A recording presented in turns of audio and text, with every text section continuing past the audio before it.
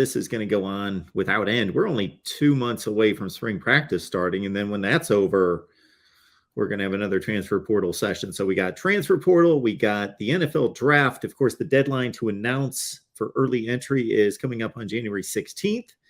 And then we also have, of course, more recruiting and possible commits coming in before the first week of February. So, Logan, if you take this on, you can take whatever category and we'll run with it, whatever you think is most important.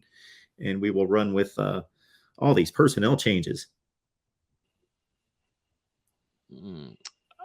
Probably go to Fabien Lovett first. I think that's one of the biggest ones. That was one that was highly anticipated to see where he was going to end up picking, either going pro or staying with Florida State. He was injured for a good amount of the season in the middle of it there, and you get him back for the last couple of games, and it goes to show, like we were talking about earlier, it's a big presence there in Florida State's defense, and also allowing pressure to opposing backfields. But that's huge for Florida State in 2023, as you're adding on transfers coming in like Frisk, the Western Michigan talented defensive tackle, alongside him with Joshua Farmer, guys stepping up there with Malcolm Ray, and some of the younger guys behind them.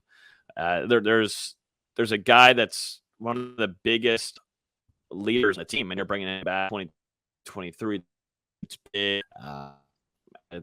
Now this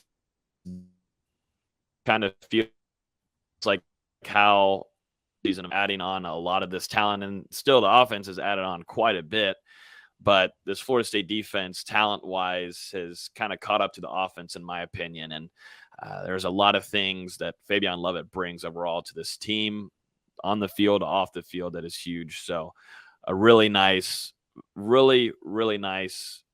addition for next season, because he was going into the season, I think we all projected him to leave and move on alongside Jamie Robinson, but that injury did not help whatsoever, and him missing time. And I think this is a smart decision, definitely with NIL being an opportunity here to help keep him for another season.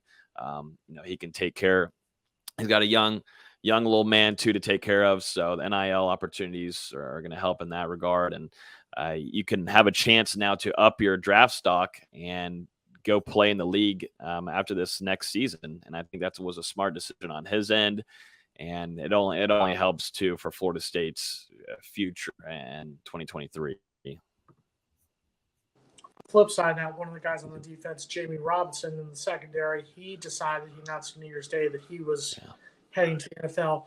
From what Jamie Robinson, I believe, one of the better secondary players we've had in a while. I would argue. I mean, Asante Samuel was good. I think, obviously, Derwin James, those are NFL guys, but I think Jamie Robinson him as far as time at FSU. How does that decision affect the secondary for Florida State heading into next season? Well, crazy this happened today, but Akeem Denson announces that he's returning, and that was expected. I was expecting him to make a return. He didn't have the season that he wanted to. It would have been very nerve-wracking for Adam Fuller and that secondary if Akeem Denson and Jamie Robinson were leaving at the same time. You were pretty damn thin there, because what you're left with is Shyheim Brown, and you've got a lot of youngsters behind them, not a lot of experience that you could work with there. And you had a Sidney Williams that's entered the transfer portal that got moved down to linebacker. Doesn't seem like that maybe wanted to be his role. He entered the transfer portal and is going to look on to another program there.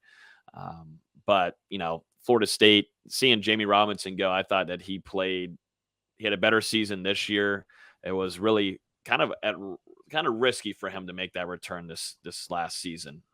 He had chances to go, I think, and it wouldn't have been as high as he'll probably go this year. But he's not just, a guy all the way back 3 levels behind on the defensive side of the ball, but he can come down and crash down and cause havoc.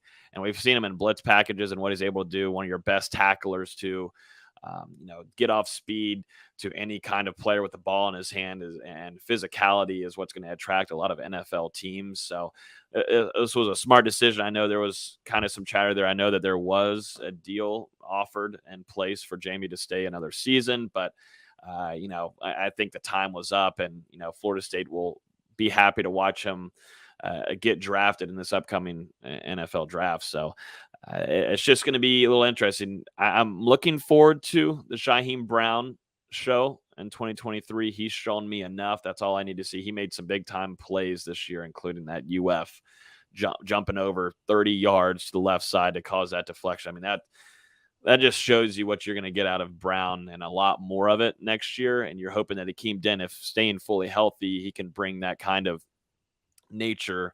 But, you just got to figure out moving forward some of these younger guys, or is there some position changes? Who goes to safety? You lost Sam McCall, who Florida State was trying out at safety at the end of the season. He enters a transfer portal. Azrae Thomas, I think, needs to stay at corner. It's just the way it goes, but Jamie Robinson absolutely deserves to go into this upcoming year draft. He showed me everything. I was kind of just like, please leave, go do your thing. It sucks, but now that you have Akeem Denson back with experience, that helps. And it also helps when you get one of the bigger name transfers coming in, Fentrell Cypress, 4-star from Virginia. This is a Rock Hill, South Carolina native. 3-star out of high school, 4-star out of Virginia. Where do you see him fitting in? Do you see him possibly being in the starting lineup for that LSU? Yeah, he'll be a starter. He'll be a starter against LSU. I know there's a lot of conversation. Well, what about Azrae Thomas? Because right now I'm projecting this to be Renardo Green and Fentrell Cypress. Those two should be your starters going into that LSU game. I thought Renardo Green.